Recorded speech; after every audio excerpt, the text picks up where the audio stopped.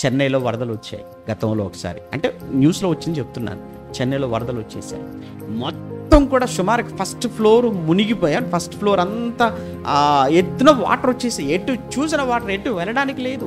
ఈరోజు విజయవాడలో కూడా చూడండి మీరు, కొన్ని ప్రాంతాలు ఆ మొదటి రోజు, రెండో రోజు, మూడో రోజు చూస్తుంటే చుట్టూ నీళ్లు, కరెంట్ లేదు, నీళ్లు లేవు, మోటార్ వేసుకునే అవకాశం లేదు, తాగడానికి నీళ్ళు అయిపోయాయి.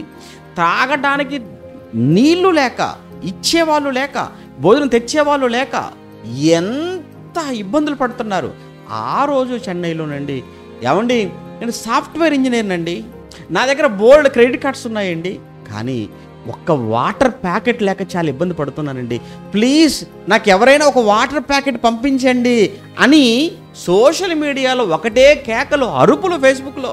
ఎంత సాఫ్ట్వేర్ అయితే ఏంటి, నెలకి ఎన్ని లక్షల రూపాయల జీతం ఏంటి, దగ్గర ఎన్ని క్రెడిట్ కార్డులు ఉంటే ఏంటి, బ్యాంకులో ఎంత బ్యాలెన్స్ ఉంటే ఏంటి, ప్రస్తుతానికి ఇతనికి ఏం కావాలంటే ఒక వాటర్ ప్యాకెట్ కావాలి, వాటర్ బాటిల్ కోసం పాపం కేకలు పెడుతున్నాడు. జీవితం ఒక్క క్షణం చాలు తలక్రిందులుగా మారిపోవడానికి. ఈరోజు నీకున్న దేన్ని బట్టి కూడా నువ్వు గర్వించకు, అతిశయపడకు. ఒక్క క్షణం చాలు బ్రతుకులు మారిపోవడానికి.